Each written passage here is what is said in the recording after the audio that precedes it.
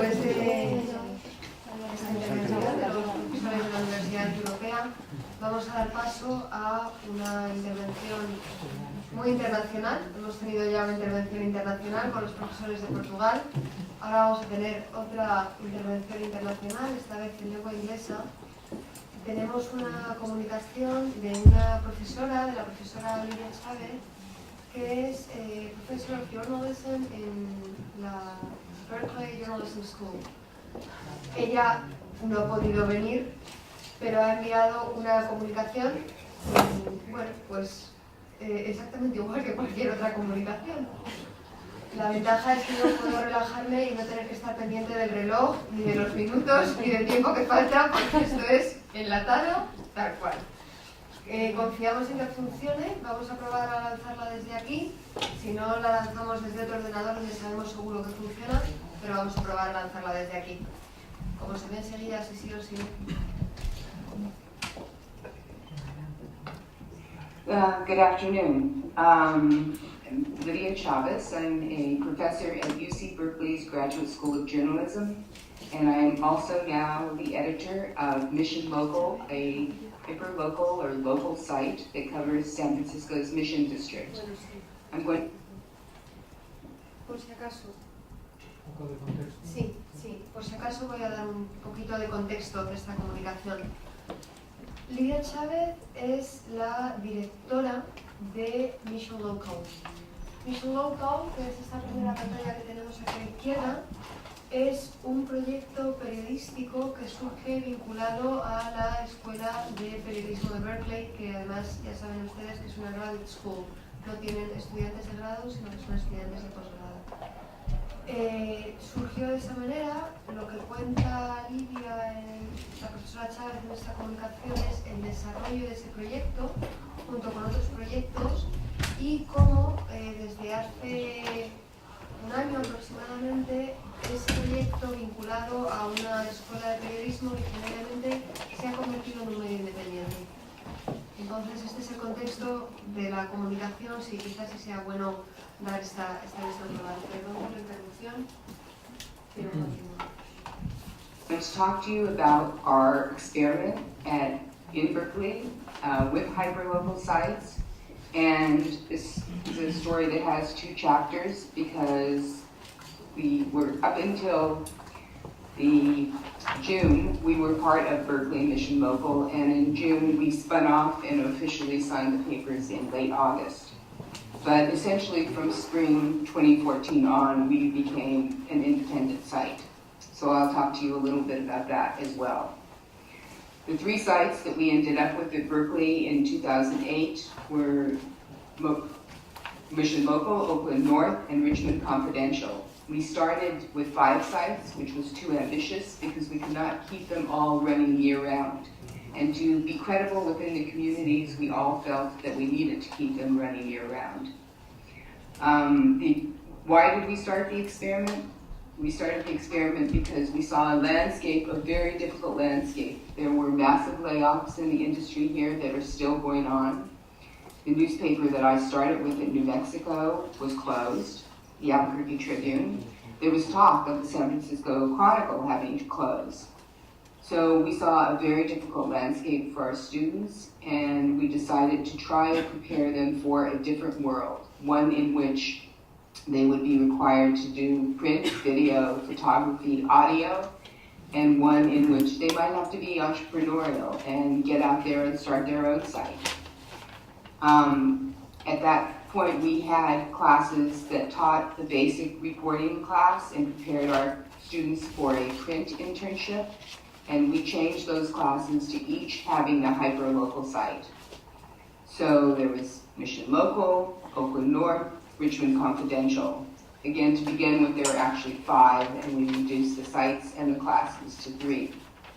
From the get-go, the experiment was ambitious and very much an experiment. I mean, we were doing things that we had never done before. For one thing, I was going from being a professor where I got copy ready for other newspapers that might publish it or might not publish it, but other eyes were looking on that copy. So all of a sudden I was going to be the last eyes on a piece of copy that was going to go public. which was scary for a lot of us that had worked at very big institutions. My last job at a newspaper was at the New York Times, and we were, accustomed to things being done right. And all of a sudden, we were on a stage in which things were done quickly, as well as we could, and sometimes there were errors, and it was very scary. So these were the 3 sites. We each got to pick where our sites would be. I live in the Mission District in San Francisco, and this gives you a sense of where the Mission District is. I felt it was a perfect area because at the time it had nearly 50% Latino population, an immigrant population, there had been a lot of gentrification in the late 1990s with the first .com boom. It was an old neighborhood that had all of the urban problems and benefits. It's very rich culturally because of the Latino community. The Latino sort of intelligentsia lived in the Mission District. But we had everything from games to, someone who then became the poet laureate of the city, to a new tech industry. So it was a very interesting urban area. And the other thing that it had going for it, the population was about 60,000, is that it had, I'm forgetting, anyway, great area to start a site. It had a lot of commercial. Most neighborhoods in San Francisco will have 1, maybe 2 commercial streets, and the Mission District has at least 4, and it seems to keep adding commercial streets. So I thought this was very good in terms of, looking toward the future, sustainability, and whether or not there would be a large enough business community which benefits from a healthy press to sustain it. We, very ambitious from the beginning, and it was amazing how students responded to this. We had a website at the school before. I think it was just called Northgate News, and students hated having their pieces there. They felt like that was the lowest of the low to be on Northgate News, and that somehow it was better to be in the Berkeley Voice or any small newspaper around better than the Oakland North. Better than the Northgate News, the online news thing that we had to begin with and that we had for many years. But somehow with the sites in Oakland and Richmond and the Mission, the students really signed on to the idea that they were covering this community, that they were responsible, and that they could do anything. And it was, in terms of teaching, I've never had a better teaching experience at Berkeley. The community held students accountable. When errors were made, they knew immediately. But they also could get traction in an area and build up sources in an area and benefit from the students who had been there before and left behind sourceless. So the texture and the quality of their work very early on became very good. This was an experiment we did in the first semester as we were putting up the sites. There had been an immigration raid, and one of the students suggested doing an expose on immigration. So we put together a whole experiment. These are video stories, radio stories, print stories, history stories. It was a great package. This is just more, you can see video here. We also were very open to the community, and I had this policy at Mission Local of anyone from the community could come in and we would help train them. And one of the people who came in was Rigoberto Hernandez, who, again, when you're reporting a lot in a community, he got onto this story about how San Francisco, the city that tries to legislate everyone's behavior, was very conservative in terms of how it looked at restaurant inspections. So if your restaurant in San Francisco was closed because of rats, you could put up a sign saying it was closed for renovation. Whereas everywhere else in the country, if your restaurant was closed by the health department, you had to put up a sign saying it had been closed by the health department. So Rigo did this story. It was a series of 5 pieces, and and it ended up changing the way in which the health department inspects and tells consumers what's happened in a restaurant. So it's an example also of the way in which I approach local news.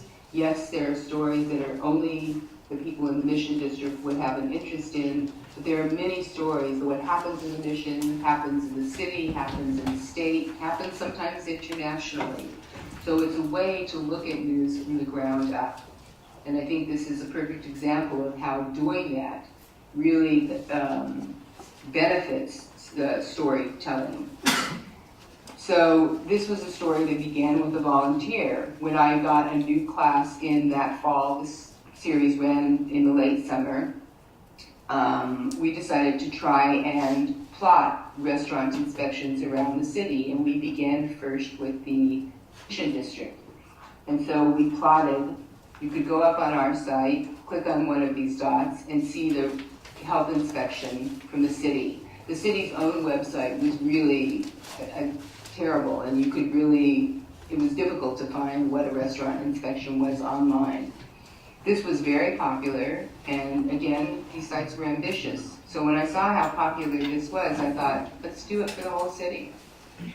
My students just about died, but we spent a big weekend and we plotted the whole city and put this up. So you could click on a zip code and come up with the same map of inspections and see which restaurants did well and which restaurants did poorly.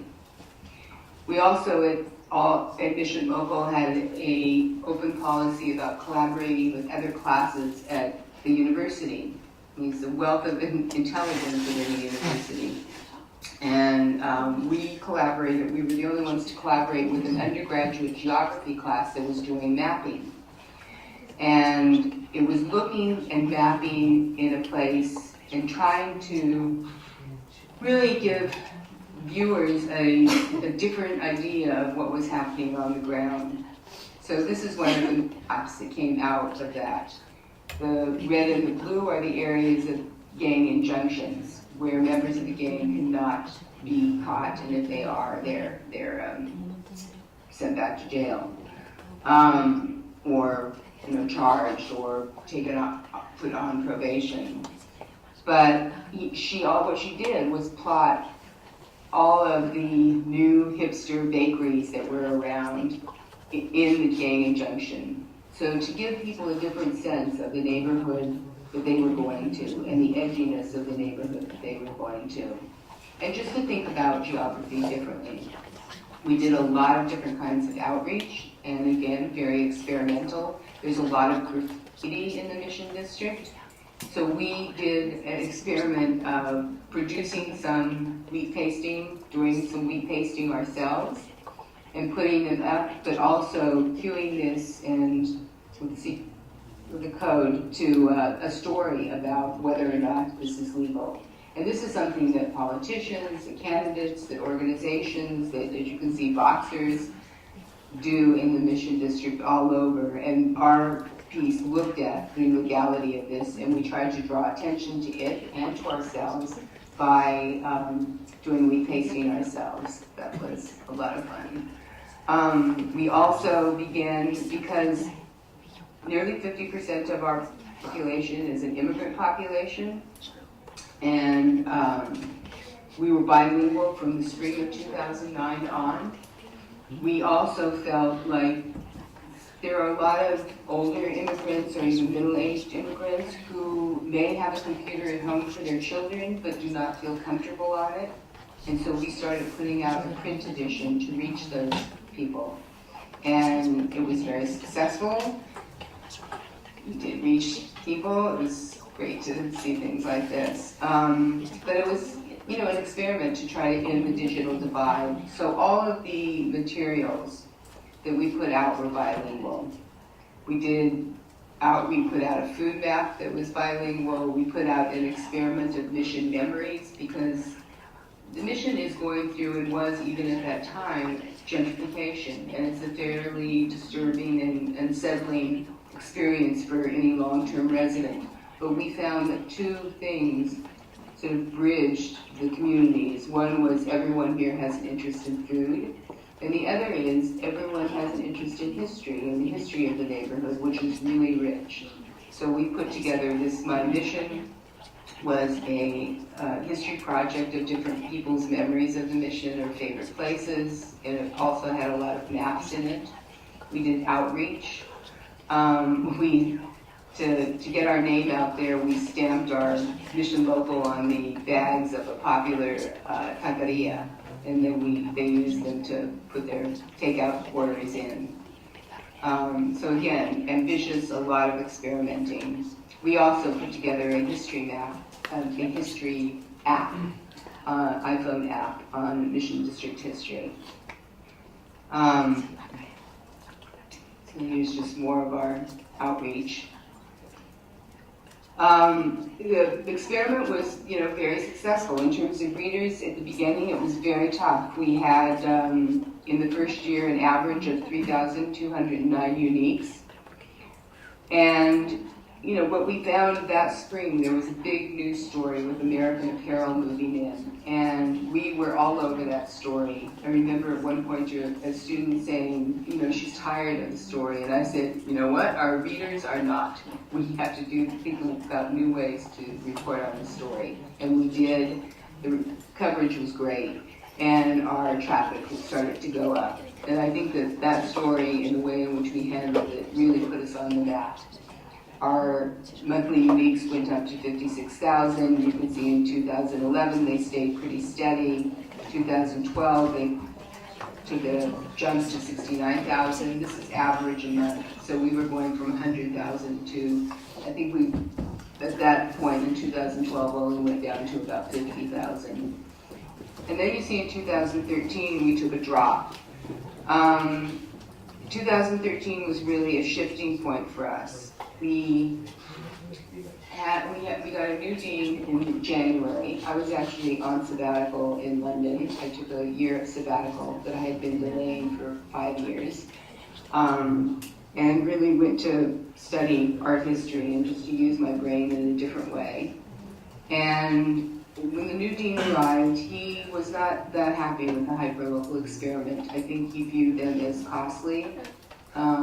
I didn't agree with him on any of these points, and a lot of people didn't, but he decided that he wanted to diminish the importance of the hyperlocal sites, to not run them year-round, and to experiment with a different kind of class, which is, certainly his prerogative. And, who's to say that won't be very successful. So when he started talking about not staffing the sites year-round, I became very upset. I made it clear that I would not do that at Mission Local, that we had to staff year-round. And when I returned from sabbatical, we kept the site going with the school that fall, 2013 fall. But the dean asked me if I would be interested in spinning it off as an independent site. It had a large readership, it had traction in the community, and I think he saw it had really been a very important experiment for me, in which I was learning a lot about local coverage and how you manage this. And I wanted to continue it. So then in spring of 2013, I call it the biggest challenge of all. We essentially became a startup. The other two sites, Oakland and Richmond, were not funded in the summer. We somehow scrambled and found independent funds to work to keep Mission Local going during the summer, and we've kept it going, and we are now looking for startup funds. We have a great team. This is our team: Daniel Hirsch, Andrea Valencia, Laura Wienes, Cristiano Valli, and a business person, Allison Leroy. We're doing this on a very, very tight budget. I don't know how long we ourselves can sustain it, but I would say, we're doing really well. What we've discovered is, first of all, when you're a training site, you're focused on training students. When you're no longer a training site, you can develop a personality. And as a site, that's what we've been working to do. We've also been working to make the site a lot more functional. And Cristiano has done a lot of this, and he's just done an amazing job. And I have to say, you know, this is the wonderful thing about having a community feel that they like. Cristiano is an Italian journalist who sent me an email just saying that he lived in the neighborhood and knew a lot and would like to volunteer. And I feel like I must have done something right in my earlier life. This is what I tell Cristiano, because he walked in, he works there a lot, he volunteers, and he's done massive changes on the site. He's really been critical to the improvements. But, you know, Laura Wienis is someone who graduated from NYU, returned, and she wrote me an email this summer and saying she'd just like to come down and do some work for us, volunteer. She came down, and I mean, she's been so good, we haven't been able to let her go, and now she's paid as well. Andrea Valencia was our translator from the spring on, and an incredible resource who also has become an incredible reporter. Daniel Hirsch was someone who volunteered, started volunteering while I was gone. We started paying him when I returned because he was really contributing good pieces, and now he's staffed. Allison Leroy is someone who we advertise for a business developer. We call her a refugee from corporate. She lives in the neighborhood, has a small child, and wanted to do something different. So again, this is a very tight budget. No one is being paid a wonderful salary, but everyone can pay the rent. And we're trying to see if we can get an outside investor to come in and give us some money to experiment with a new platform, because we have a sense of how we can experiment in Mission Local and develop a model that will scale elsewhere. So far, you know, the experiment in startup has been terrifically successful in terms of our traction in the community. As you can see, our average uniques have jumped by 20,000. So for the first 10 months of this year, our average uniques have been 83,397. So that's been great. It's, you know, feeling that somehow this consistency of the coverage and the consistency of the people doing that coverage has been a huge benefit. I'm no longer worried so much about training people. We're still experimenting a lot in terms of outreach. We had one experiment in which we asked citizens to just send in photographs like you would do on Instagram. And interestingly enough, we didn't get that much traction on that. Then we started something called The Mission Wakes Up, in which we asked, I did a first essay of, you know, getting up in the morning, walking around the block, and taking photographs, and then posting them as this block, and putting it up on a map and coloring out so that people could see that that block had already been done. I never would have dreamed that this would work, but we started getting a lot of buy-in on this experiment, and it's been terrific. We've had more than 60 volunteers volunteer to get up and do an essay in the morning, and it's lovely. So I think I'll end it here. We're very much in the mode of looking for investors. It's a whole new world for all of us, since our background is journalism and not business. But I think we have, you know, a great idea and a lot to offer. So good luck to all of you, and thank you for inviting me to speak here.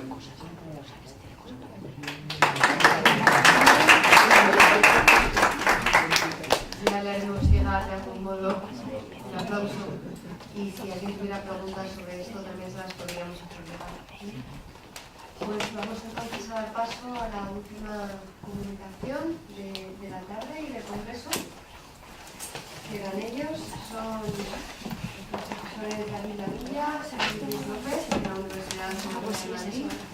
Van a hablar de periodismo cultural y profesionales, la necesidad del posgrado para formar profesionales cualificados en la nueva era de social media. ¿Queréis que me quede aquí? ¿Os ponéis vosotros?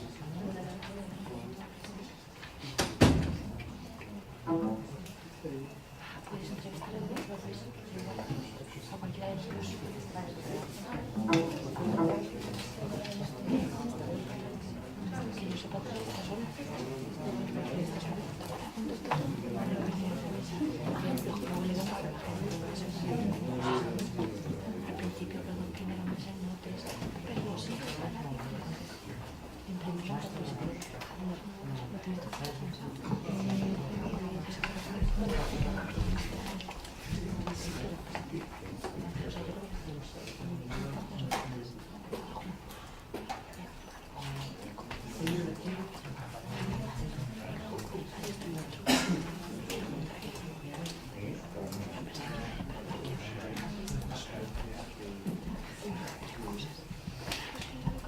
tardes.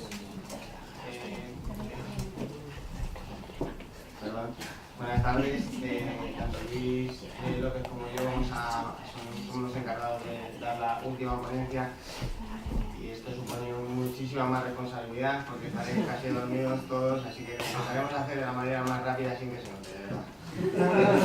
Lo bueno es saber esperar. En nuestra ponencia Periodismo Digital y Redes Sociales, la necesidad del posgrado para formar profesionales cualificados en la nueva era social media. El caso de la Universidad Europea de Madrid. Primero agradecer a la Universidad Europea de Madrid y a los organizadores del Congreso por esta oportunidad. Y durante todo el Congreso os habréis estado preguntando y habréis estado recibiendo información acerca de cómo los alumnos hacen buenas prácticas dentro de la universidad en los diferentes medios. Nosotros hemos querido darle un poco la vuelta y hemos querido decir cómo formamos o tratamos de formar a los alumnos en la Universidad Europea de Madrid para que sean buenos profesionales y realizando un plan de estudios, en este caso de posgrado, dentro de la universidad. Antes de nada, queríamos hacer un contexto cultural, socioeconómico y profesional, vinculado sobre todo a la sociedad de conocimiento, la educación y al más media, como conceptos clave que vamos a tratar a continuación para hacer un entorno global de cómo hemos elaborado este plan de estudios. Vale, bueno, la aportación fundamental va a ser de David, que es hasta hace nada el director de este posgrado, que vamos a comentar, sobre todo el que va a ser el núcleo de nuestra intervención, pero sí me gustaría hacer algunas aportaciones al hilo de lo que va a ir comentando David, sobre todo pues decir que este posgrado que vamos a comentar y cualquier plan de estudios en la Universidad Europea tiene muy claro que estamos inmersos en una sociedad que todos conocemos y que tiene una serie de peculiaridades y que es conocida como la sociedad de conocimiento, porque la principal materia prima que se gestiona en las empresas es el know-how, ¿no? Los anglosajones llaman el know-how, el cómo se hacen las cosas, el conocimiento, la información, y por tanto cobra importancia vital cómo esta información se gestiona, se almacena a nivel de la formación que reciben los alumnos y cómo se trabaja con ellos. Cómo se trabaja con ellos, que para nosotros creo que es un eje fundamental de lo que debe ser la formación, sobre todo a nivel de la universidad. Hoy, además hablo doblemente como coordinador de prácticas de la facultad, a mí lo que me demandan las empresas sobre todo son trabajadores del conocimiento. ¿Qué quiere decir esto? Pues quiere decir gente que sepa manejar ese conocimiento y por tanto debe conocer el manejo de las herramientas con las que se gestiona ese conocimiento y esa información. Básicamente este es el concepto clave que preside hoy en cualquier grado o cualquier posgrado la formación que reciben los alumnos, ¿no? El manejo de estas herramientas que, como ahora veremos y va a ir explicando David, tienen que ver con la gestión de la información, del conocimiento, ya sea en el ámbito periodístico o en el ámbito publicitario, de la comunicación, en cualquiera de sus otras vertientes, ¿no? Una cosa que para mí también era importante recalcar era cómo esta sociedad del conocimiento y cómo las herramientas relacionadas con ella, sobre todo las tecnologías de la información y la comunicación, las conocidas famosas TIC, han ido involucrándose cada vez más en el ámbito educativo. Ya hemos dejado abandonado hace ya tiempo la pizarra con la tiza que nos manchaba a todos los profesores y nos ponía hecho un guiñapo, y hemos pasado, por decir el más pobre de los adelantos, a la pizarra digital, ¿no? Que implica también una renovación en cuanto al conocimiento de la docencia en sí. Pero no solamente por esto, sino por cómo estas TIC han ido ayudando cada vez más a la formación, no solamente con una pizarra digital o cualquier otro medio digital o cualquier otro medio tecnológico, sino también, como ahora iremos viendo, a través de dispositivos móviles y de la formación a distancia, que creo que es clave en nuestra sociedad. De hecho, esto que conocemos como la sociedad del conocimiento ha pasado a convertirse en una sociedad red, ¿no? Donde todos estamos enganchados de alguna manera al conocimiento y lo compartimos y nos manejamos con mucha soltura en todo tipo de redes, ya sean redes sociales, redes laborales o redes de conocimiento al fin y al cabo, ¿no? Y esto es lo que ha pasado a convertirse en lo que se denomina la sociedad red, que ahora David va a comentar cuáles son esas características clave que la caracterizan. Bueno, dentro de la sociedad red y dentro de la sociedad de conocimiento hay algunos conceptos clave que hemos estado intentando tratar a la hora de conformar el nuevo perfil de profesional que estudia los nuevos medios digitales. Uno de ellos es el concepto de velocidad y de tecnología asociado a Pueblo Viril, en este caso, que esa ilusión y esa velocidad salvadora pueden traer cosas positivas y al mismo tiempo cosas negativas. Por lo tanto, dentro de la universidad tenemos que hacer un ejercicio de responsabilidad para que los estudiantes sean lo más críticos posibles y estar pendientes siempre de esa velocidad que a lo mejor en algún momento puede jugarles incluso malas pasadas. Otro de los conceptos también por los que nos estábamos moviendo dentro de la universidad era el concepto de eros, el concepto de tratar de enamorar, el de tratar de ofrecer unos mensajes que realmente cautiven, que sean innovadores, unos mensajes en definitiva que hagan que el receptor de ese mensaje pues, se quede prendado de aquella nueva narrativa o ese storytelling.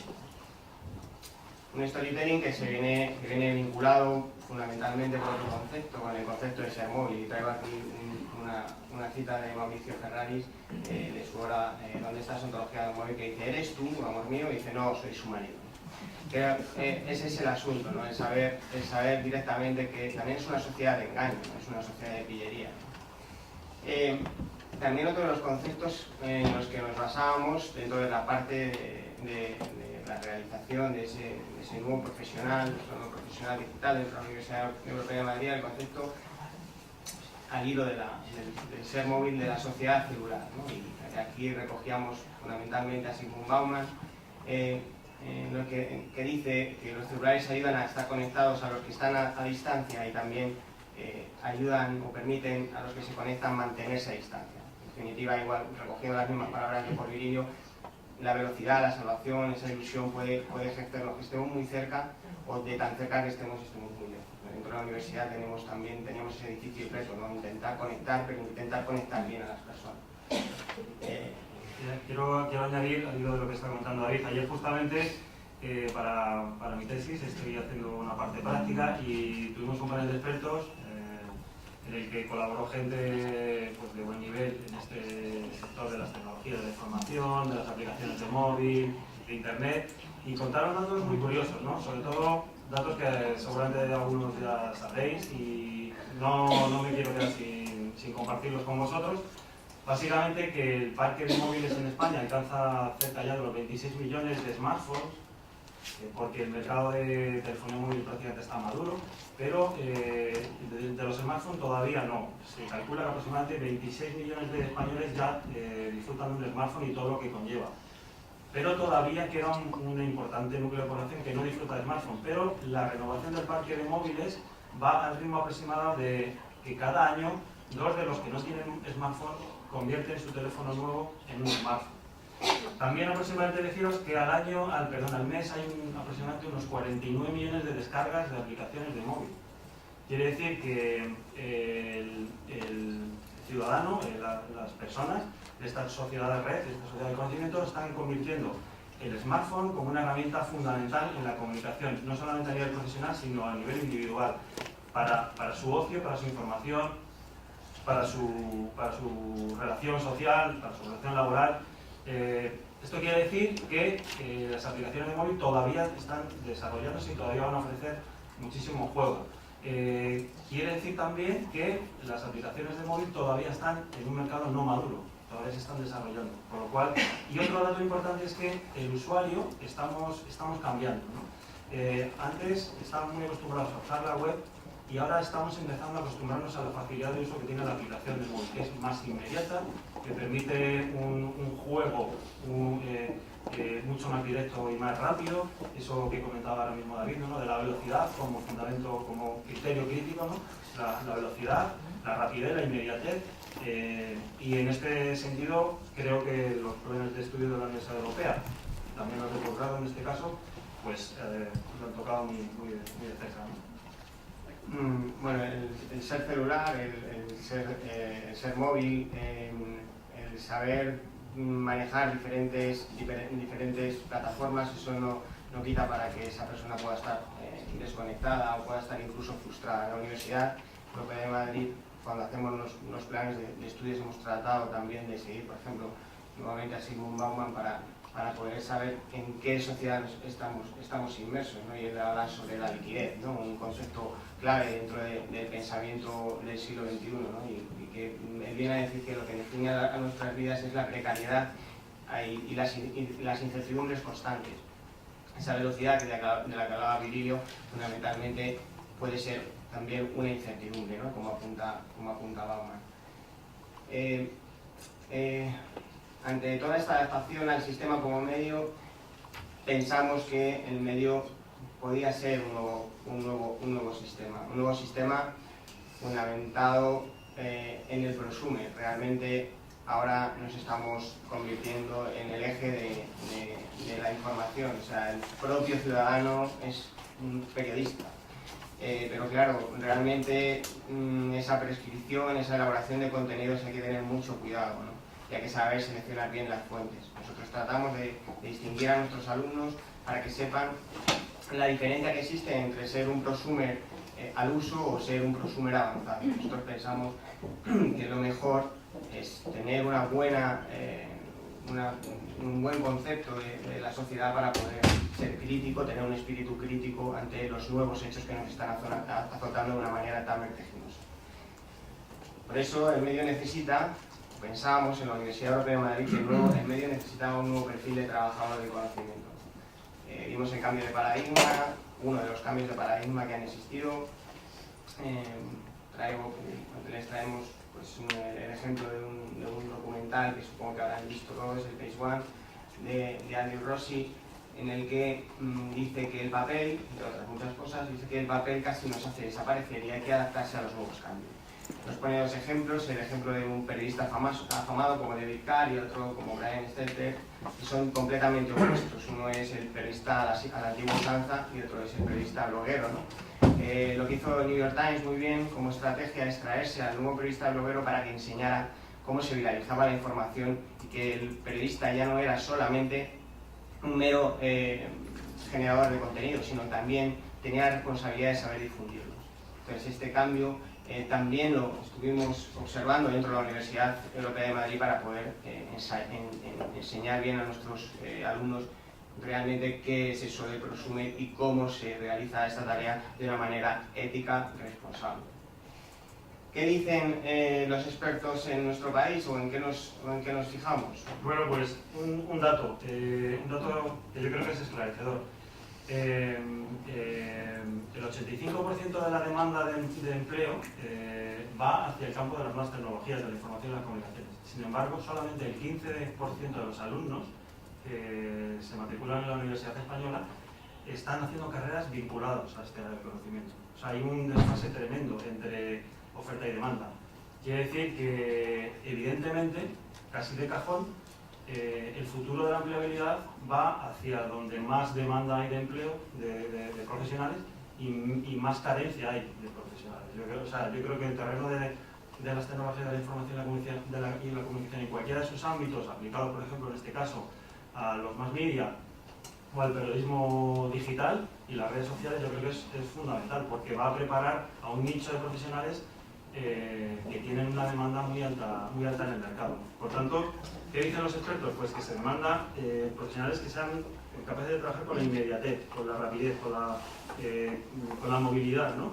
Dispositivos móviles hasta para trabajar. Es decir, estoy seguro que cualquiera de nosotros, de los que estamos aquí, hemos aprendido con medios arcaicos, hemos aprendido en nuestras profesiones con medios arcaicos y hemos tenido que transformarnos, ¿no? en ese nativo digital que hoy nace y nosotros hemos sido inmigrantes digitales, nos hemos ido convirtiendo a estas nuevas tecnologías de la información y las comunicaciones, pero hoy lo que demandan los profesionales, los empleadores, es gente que sea capaz no solamente de saber hacer un periódico y saber escribir, sino alguien que sepa editar la noticia, subir una foto, colgarlo en un portal determinado, manejar una herramienta de administración, etcétera, etcétera. Por lo cual, un profesional que sepa, que sea multidisciplinar, que sea comodín, que sepa manejar distintas áreas y sobre todo muy relacionadas con las tecnologías de la información. Se requiere también pues, expertos no solo en crear contenidos, sino crearlos en distintos soportes, que para nosotros también eso es fundamental. Contadores de historias en lo digital, con todos los recursos e inconvenientes que ellos tienen. Y bueno, pues básicamente gente que sea capaz de moverse muy rápidamente en los fenómenos de masas y los fenómenos relacionados con el vertiginoso mundo de Internet, ¿no? Que básicamente es lo que nos han contado. Bien, por todo ello, observando todo este contexto, la UEM se pone a trabajar con el compromiso social en busca de este nuevo periodismo y hay un perfil del nuevo trabajador del conocimiento en el mass media, como ya veníamos adelantando, y José María Peredo, que acaba de irse y acaba de exponer antes que nosotros, pues con un equipo de profesores, 3 catedráticos, el profesor Luis Guerra, la profesora Elena Gómez, profesor Peredo, un profesional de reconocido prestigio en el sector de la comunicación, como Roberto Porras, por parte de Telefónica, 3 profesores de la UEM, Ángel Fernández, Jorge Jiménez y yo mismo, y otros profesores expertos profesionales académicos, muchos de ellos están hoy en esta sala. Con este equipo, con este equipazo, pues nos pusimos a trabajar para intentar realizar un buen grado. También con la ayuda inestimable de Luis Moser, con la experiencia que tenía, que fue el que sacó el máster en un primer momento, y fue quien nos ayudó también, Luis, a dar un impulso a este máster por las dificultades que eso conlleva, sacar un nuevo máster, ¿no? Y más en un terreno tan novedoso como este. ¿Qué buscábamos a la hora de crear el nuevo profesional? Pues fundamentalmente un profesional a partir de las competencias. Sí, sobre todo un desarrollo competencial muy amplio, ¿no? Es decir, todos sabemos que nuestros alumnos no deben solamente llevarse de aquí una serie de conocimientos académicos, sino sobre todo, y con mucha importancia cada vez más, una serie de competencias asociadas a sus futuras profesiones. Estas competencias que se intentan desarrollar, en este caso, en el máster, pues son básicamente las de gestionar nuevos soportes digitales, aplicar todo tipo de narrativa multimedia, que sean profesionales que sean capaces de trabajar de forma autónoma, porque el trabajo digital muchas veces es muy individual, pero también ser capaces de trabajar en equipo y coordinadamente. Eso también es una competencia importantísima y muy difícil de asimilar, aunque parezca lo contrario. Ser capaces de tener iniciativa y espíritu emprendedor, es decir, ser capaces de coger el toro por los cuernos y aprender de las experiencias propias, ser críticos, saber gestionar las audiencias, que hoy en día es realmente complejo saber gestionar las audiencias en el entorno de Internet, conocer bien el marketing digital, es decir, un profesional, como veis, multidisciplinar, ¿no? No solamente tiene que conocer un área, como cuando se nos enseñaba periodismo o publicidad en la facultad, que aprendíamos a hacer alguna parte de la publicidad o del periodismo. Hoy en día se tiene que saber esta programación, se tiene que saber esta HTML para que el código sea lo menos pesado, etcétera, etcétera. O sea, un profesional multidisciplinar apoyado en competencias que están muy relacionadas con las tecnologías de la información. Pues con todas estas competencias, ese equipo del que he mostrado antes trató de generar módulos de contenido, entre ellos estructura de la naturaleza de los nuevos medios, organizaciones relacionales, diseño de la información, redes sociales, narrativas, programación, marketing online, emprendimiento digital, legislación, un módulo de metodología de investigación, aquellos que querían hacer su itinerario por la parte investigadora, y luego prácticas en la empresa, en empresas de gran reconocido prestigio, y generar una defensa de un tribunal de fin de máster en el que su trabajo era consiste en generar un negocio viable, rentable y dispuesto a ser efectivo, ¿no? Y se planta o se realiza a partir de un sistema de mentoría. Los resultados de las 2 ediciones del máster. Algunos datos de interés para este máster es que más del 83% tiene trabajo del que realiza el máster. Todos realizaron sus prácticas en medios de reconocido prestigio: Tuenti, Europa Press, La Información, el Chelsea Club de Fútbol, Telefónica, Fundación Telefónica. Se crea un nuevo medio de comunicación, Periodismo y Redes, que está adscrito a Europea Media. En él es una especie de cuaderno, destinado fundamentalmente a la base tecnológica.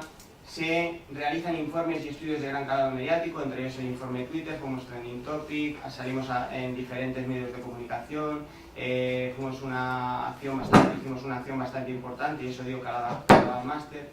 Se vinculan tesis doctorales, profesores como David Grábalos, Ángel Fernández, Ciro Altabar, Manuel Cristóbal, Alberto Albarrán, tienen ya su tesis vinculada, o tuvieron su tesis vinculada en el primer momento. Surge el primer doctor, Ignacio Sacalúa, hoy director del máster. No se le puede más, creo que no se le puede pedir más a un máster que uno de sus alumnos haya realizado su tesis doctoral y que termine siendo doctor.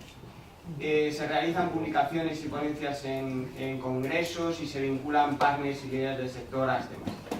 El estado actual del máster de Periodismo Digital y Redes Sociales tiene bastantes logros. Entre ellos destacamos, insisto, en que el nuevo director del máster, Ignacio Sacalúa, Nacho Sacalúa, profesor, ha sido alumno, ha hecho su tesis excelente en tiempo récord además, y es uno de los logros que tiene este máster y uno de sus valores actualmente en cuanto a la dirección. Además, en este curso se han conseguido 20 alumnos que van a cursar esta edición. Todos los alumnos publican en el medio digital Periodismo y Redes, que está vinculado a Europea Media, como ya conocéis nuestro medio digital. Todos los alumnos tienen sello y huella digital en su blog, es decir, que todos están publicando sus trabajos, lo que van realizando diariamente en su blog, y se les va examinando a partir de ese blog. 2 alumnos de ediciones anteriores presentarán su tesis antes de 2016, perdón, no volvemos al pasado, perdón. Y nuevos partners como el Huffington Post se unen a los ya mencionados AON, La Casa Encendida, Europa Press y Telefónica y Tuenti. Así que en definitiva, enhorabuena a todos los que han hecho, han formado parte del equipo de la realización de este máster. Y nosotros hemos tomado parte, pero bueno. Pues muchas gracias a los profesores Gaviña y López. Me gustaría saber si hay preguntas antes de hacer subir aquí a cada uno de los ponentes de las comunicaciones. Estoy encantada de que suban, pero me resultaría un poco extraño hacerles subir y que no hubiera preguntas. Entonces, ¿tenemos preguntas? ¿O estamos ya de viernes por la tarde? Y esperando la clausura. A mí me gustaría resaltar el valor que ha tenido esta mesa. Efectivamente han sido experiencias muy diferentes las que se nos han presentado aquí, de carácter nacional, de carácter internacional, con muchísima creatividad, algunas de ellas. Creo que es una mesa que permite cerrar bien esta parte del Congreso. El Congreso en sí, antes de proceder a la clausura oficial como tal. Entonces, si les parece, si no hay preguntas, no hago este movimiento un tanto artificial y damos la palabra. Vamos a aplaudir.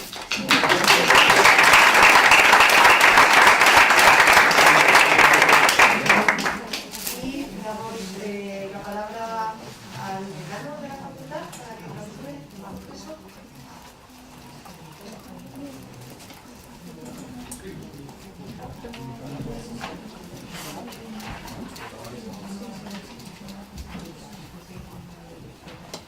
Pues buenas tardes a todos. Tenía pensado hacer una presentación del trabajo de investigación que hemos hecho sobre competencias profesionales en los medios de comunicación y que solo me iba a llevar aproximadamente hora y media. Creo que cualquier cosa que diga no os va a hacer sentir el miedo suficiente como para que aguantéis más de 3 minutos de clausura, así que voy a tratar de ser muy breve. Lo primero quería agradeceros, terminar como comencé, agradeciéndoos a todos que hayáis venido a este Congreso de Medios Universitarios. Al igual que con el trabajo de investigación, desafortunadamente este es nuestro primer congreso, con lo cual tendremos que aprender a base del poco eficiente método de prueba y error. Cualquier cosa que hayamos hecho mal, haremos una reflexión que aquí llamamos post-mortem el próximo lunes para tratar de mejorarla para el año que viene. La buena noticia es que ya estamos pergeñando realizar el Congreso Internacional para que sea realmente internacional en otro país, con lo cual con nuestros amigos de Portugal tendremos que empezar a diseñar este Congreso fuera de nuestras fronteras y que seguro que lo hará todavía más atractivo.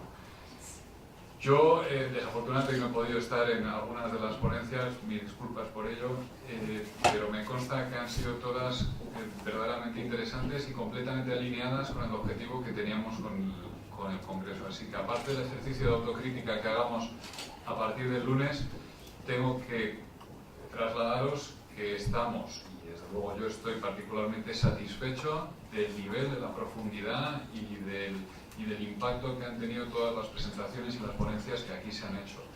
Creo que hemos aprendido mucho todos, creo que hemos colaborado a trasladar la importancia que tienen los medios universitarios en toda su extensión. Confío en que además, al haber sido muy plural, aquí ha habido representantes no ya de universidades internacionales, sino de universidades públicas, de universidades privadas, de universidades de la región, de fuera de la región.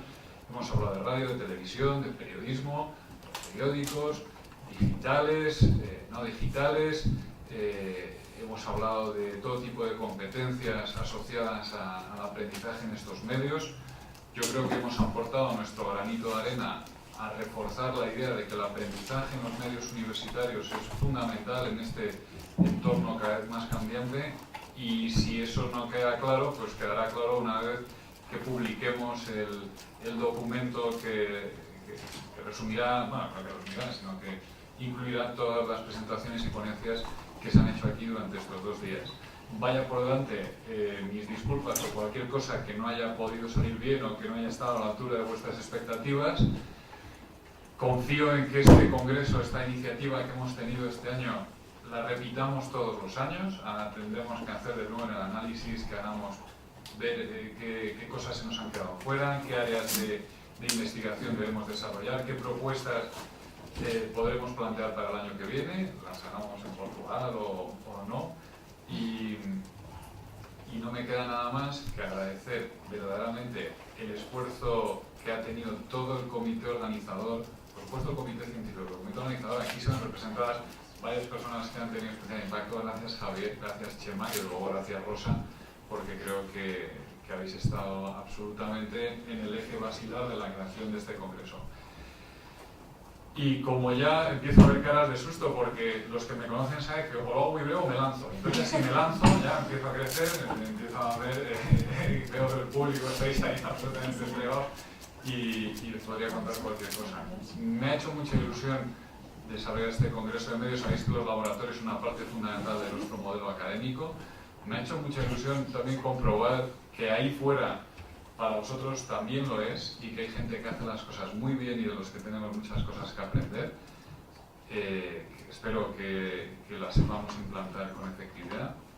Y nada más, que espero que nos veamos el año que viene. De nuevo, gracias a todos y que paséis buen fin de semana y ya está.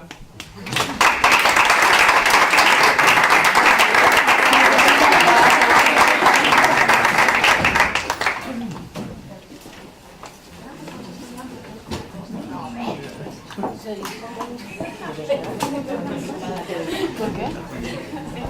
Ahora